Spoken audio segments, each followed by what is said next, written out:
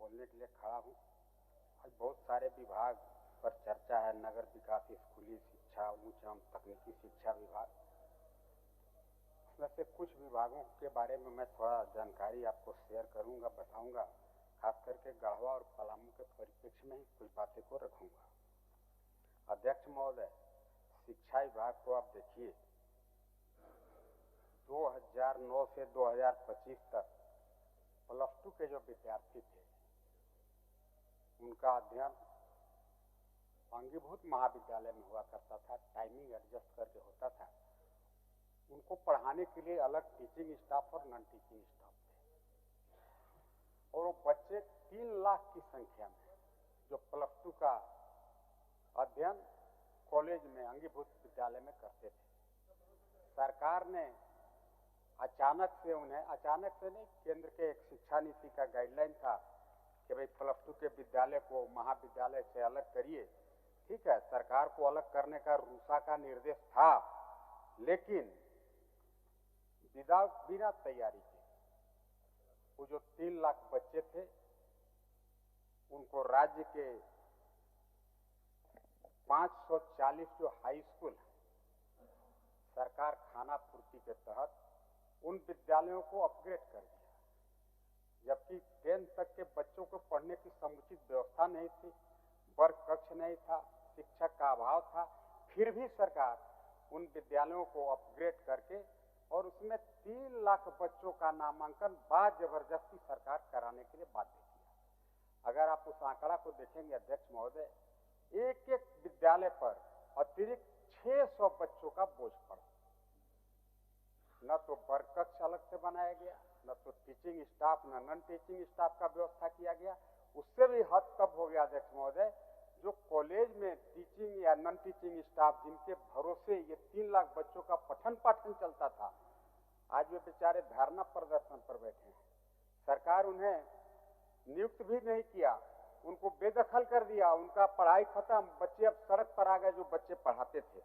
अध्यक्ष महोदय, यहाँ तक सरकार रीजनल भाषा का बहुत पक्षधर है।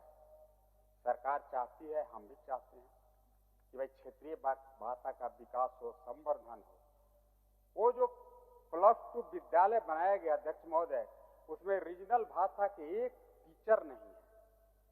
कि सरकार क्या शिक्षा क्या रीजनल भाषा का संवर्धन करना चाहती है, ये कागजों के पन्ने में ही सिमट कर रह गई अध्यक्ष महोदय। रियल में सरकार का शिक्षा के प्रति काफी उदासीन रवैया है। आप समझ सकते हैं इस बच्चे के 3 लाख बच्चे के भविष्य के साथ क्या हो रहा है अध्यक्ष महोदय। अध्यक्ष महोदय, उच्च शिक्षा का भी विषय है अध्यक्ष महोदय। उच्च शिक्षा का तो काफी निराशाजनक आंकड़ा है, आंकड़ा पर ज्यादा नहीं जाना है अध्यक्ष महोदय। जहां 531 टीचिंग स्टाफ हो, अगर वहां पर मात्र 112 लोग ही अगर काम कर रहे हो, मतलब 79% टीचर का कमी है। सरकार कहती है कि हम उच्च शिक्षा, तकनीकी शिक्षा को बढ़ावा देना चाहते हैं। क्या तकनीकी शिक्षा को बढ़ावा देने का यही मतलब है कि 79% सैंक्शन पोस्ट, आज नहीं 25 साल पहले से जो पोस्ट सैंक्शन है उसमें 79% अगर टीचर नहीं है, फिर क्या आप उच्च शिक्षा और तकनीकी शिक्षा को बढ़ावा देने का बात करते हैं। ये बजट हम कह सकते हैं ये हवा मिठाई की तरह है, देखने में बड़ा है पर वस्तुतः उसका कुछ अंत तक खाएंगे तो एक इतना हवा मिठाई खाएंगे तब वो पेट नहीं भरेगा अध्यक्ष महोदय। ये बजट दिखावे का बजट है। मैं इसीलिए कहता हूँ, हर बार बजट के आकार को बढ़ा देने से इस राज्य का विकास और भला नहीं हो जाएगा। वैसे आप बजट को भी देखेंगे, अब पैसा कहाँ से आएगा, तो लास्ट में उधर से जवाब आ जाएगा कि केंद्र में 1,84,000 करोड़ बाकी है, बोला दिवा दीजिए। अंतिम इनके पास यही अवसर है। तो फिर इस तरह का बजट क्यों पेश करते हैं। आपको लिखना चाहिए कि केंद्र अगर 184 करोड़ का रुपया पैसा हमको लौटा देगा, उसके लिए बजट प्रस्तावित है। ये सब छोड़िए अध्यक्ष महोदय, तो उस पर मैं ज्यादा भी नहीं जाऊंगा। आज अध्यक्ष महोदय, सरकार काफी संवेदनशीलता से, सरकार का जो महामहिम राज्यपाल का जो घोषणा भी था, उन्होंने कहा कि भाई टीचर और स्टूडेंट के रेशियो को हम ठीक करेंगे। अच्छा बात कहा। उसके लिए सरकार ने कहा कि मैं प्रयास भी कर रहा हूं और 13 मॉडल कॉलेज बनाएंगे और 17 महाविद्यालय बनाएंगे। नहीं खुला, मात्र 4, वो भी आधा अधूरा। मतलब ये सरकार का उच्च और तकनीकी शिक्षा के प्रति भी रुचि नहीं है। यह सिर्फ कागज के पन्नों में ही बड़ा बड़ा आपको दिखाई देगा। ये बजट वस्तुतः धरातल पर नहीं उतरता है। आज अध्यक्ष महोदय नगर पंचायत विकास विभाग भी है। नगर पंचायत विकास विभाग काफी महत्वपूर्ण विभाग है। दुनिया के बाहर के देश के लोग जब दिल्ली में आते हैं तो दिल्ली शहर का आकलन करके, दिल्ली को देख करके इस पूरे देश के बारे में आकलन करते हैं कि पूरा भारतवर्ष कैसा होगा। वैसे ही अध्यक्ष महोदय किसी जिला का, उस जिले के शहर के उस मुख्यालय को देखकर ही उस पूरे जिले के बारे में लोग आकलन करते हैं। अध्यक्ष महोदय 70% जिलों में कचरा डंपिंग, कचरा मटेरियल मैनेजमेंट का कोई सिस्टम डेवलप नहीं है अध्यक्ष महोदय। खास करके गढ़वा पलामू से हम आते हैं, इसलिए गढ़वा पलामू में तो वेस्ट मटेरियल ट्रीटमेंट प्लांट ही नहीं है। अगर सरकार प्लांट लगाने की दिशा में कोई प्रयास भी करता तो मैं मानता, लेकिन गढ़वा का तो ऐसे है अध्यक्ष महोदय, आनंद फानन में एक पहाड़ के पास जो एनजीटी का वायलेशन करते हुए वहां पर प्लांट लगाने का सरकार द्वारा नौटंकी किया गया। ग्रामीणों के विरोध के बाद भी जब नहीं रुका, मामला हाईकोर्ट गया। हाईकोर्ट ने उन सारे तथ्यों का अध्ययन करते हुए कहा कि ये गलत जगह पर है, यहाँ पर इसकी संवेदता नहीं है, फिजिबिलिटी नहीं है अध्यक्ष महोदय। तो नगर के कचरा प्रबंधन का यही हाल है अध्यक्ष महोदय। जब शहर ही स्वच्छ नहीं होगा, फिर स्वच्छ भारत मिशन का परिकल्पना करना ही हमें लगता है बेमानी होगा अध्यक्ष महोदय। अध्यक्ष महोदय, गढ़वा में केसरेहीन जमीन है। केसरेहीन जमीन पूरे छोटा नागपुर प्रमंडल में हर जगह है। उस केसरेहीन जमीन का पर्पस ही है कि वह सरकारी प्रयोजन के लिए यूज किया जा सकता है, यथा पार्क बनाया जा सकता है या कोई सरकारी वैसा कार्यालय जो उस जमीन के बिना नहीं बन सकता है, उसकी काफी आवश्यकता है। उस स्थिति में उस जमीन केसरेहीन का जमीन उपयोग किया जा सकता है। लेकिन गढ़वा नगर पंचायत ने क्या किया अध्यक्ष महोदय, उस केसरेहीन की जमीन पर 84 दुकान बना दिया। और दुकान बनाने के पहले बोला यह दुकान मैं उनको दूंगा, झोपड़पट्टी वाले को दूंगा, जो ठेला खूंचा लगाते हैं उनको दूंगा, जिनके पास दुकान नहीं है उनको दूंगा। और क्या किया, कहा कि पीपी मोड पर मैं इस दुकान को दे रहा हूं। एक एक दुकान में 20-20 लाख रुपया का अवैध हुआ ही हुआ अध्यक्ष महोदय।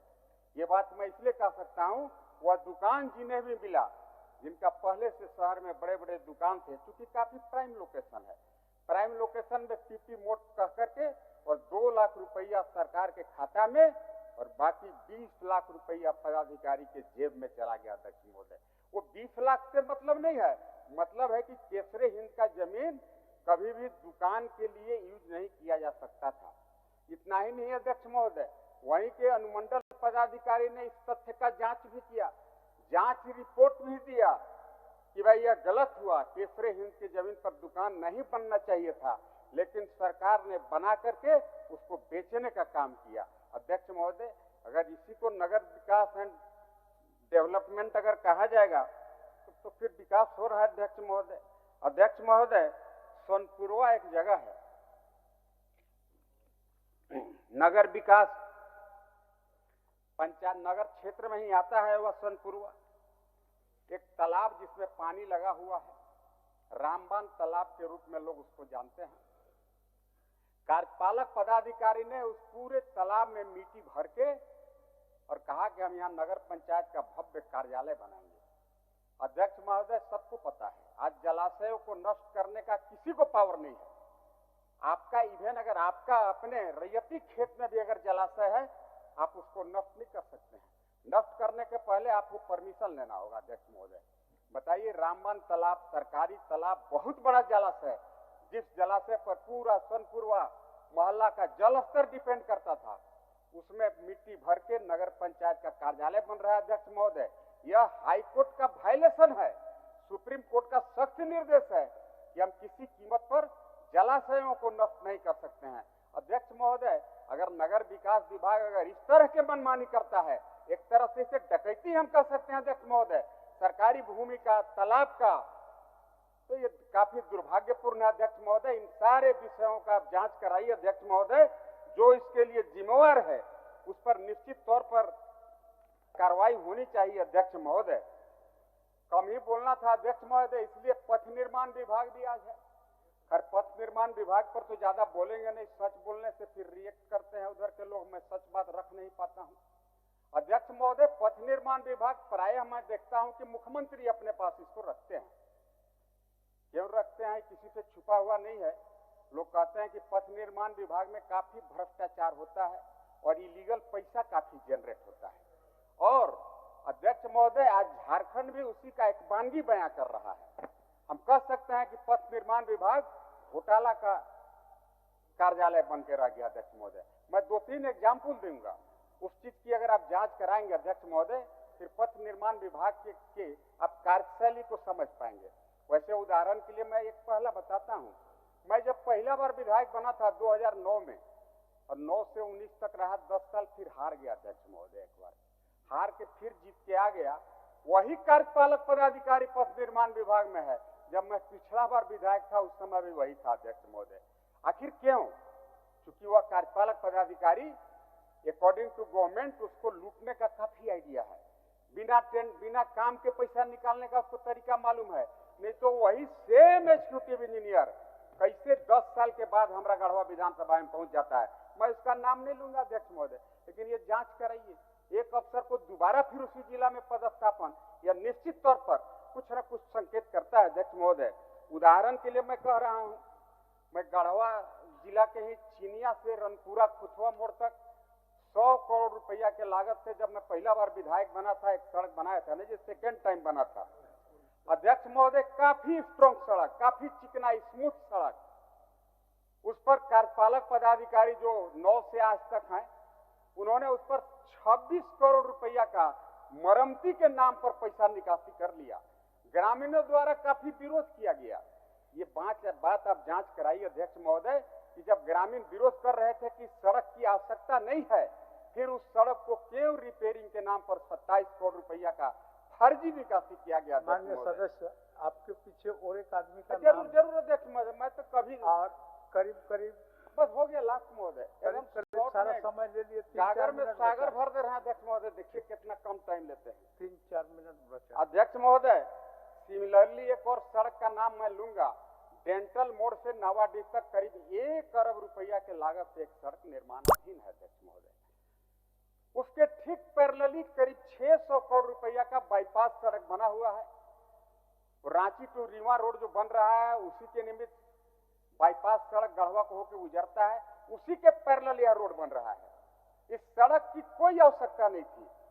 इसका फीजिबिलिटी रिपोर्ट जिसने भी दिया गलत दिया, और काफी शॉर्ट टाइम में आज फीजिबिलिटी रिपोर्ट दिया, एस्टीमेट बना, सेम डे सभी लोग साइन किए।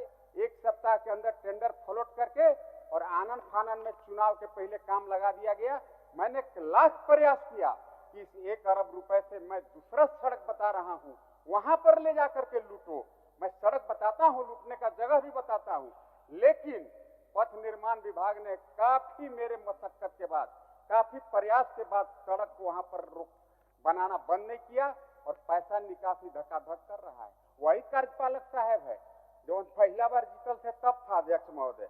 अध्यक्ष महोदय, एक और आखिरी उदाहरण दूंगा। मैं जिन सड़कों का उदाहरण दे रहा हूं, इन सड़कों का विस्तृत जांच कराइए अध्यक्ष महोदय।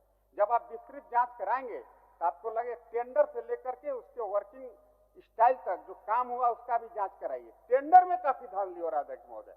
पथ निर्माण विभाग में आप देखेंगे 9% एवं पर काम चला जा रहा है। एक संवेदक बोला कि सर हमको भी मैनेज करा दीजिए। मतलब मैनेज कैसे होता है? बोलता है ऊपर से। मतलब मेरा ऊपर टच नहीं है, मेरा नीचे टच है। बोलता है कि 9% एवं पर काम वहां मिलेगा और 9% से डायरेक्ट वही रख लेगा जो मैनेज कराया। इस तरह का जो लूट हो रहा है अध्यक्ष महोदय। एक सड़क है अध्यक्ष महोदय, पिरगुल कसमार बरलंगा होकर के ये सड़क बना है अध्यक्ष महोदय। 134 करोड़ रुपया के लागत से यह सड़क बना है अध्यक्ष महोदय।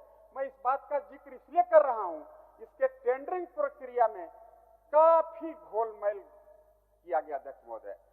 जो टेंडरर जो क्वालिफाई करते थे उनको डिस्क्वालीफाई कर दिया। कई संवेदक लिख करके दे दिए अंडर प्रेशर कि हमको बड़ी बुखार लगा है सर, 103 डिग्री हो गया, इसलिए मैं टेंडर में नई टेंडर डालना चाहता हूं, मेरा टेंडर वापस कर दिया जाए अध्यक्ष महोदय। जिस संवेदक को बुखार लगा और टेंडर वापस लिया, वही टेंडर फिर दूसरे बार टेंडर डाल दिया, और ये जो टेंडर था उसमें वो जब डाला वो कह रहा है कि हमको बुखार लग गया इसलिए हमको वापस करा दो अध्यक्ष महोदय। मतलब काफी घालमेल है अध्यक्ष महोदय। इन सभी सड़कों का टेंडर प्रक्रिया से लेकर के काम को आप जांच कराइए, फिर आप समझ जाएंगे अध्यक्ष महोदय ये पथ निर्माण विभाग है, ये लूट निर्माण विभाग है। धन्यवाद, नमस्कार। माननीय सदस्य कौन बोले? रामचंद्र सिंह 15 मिनट।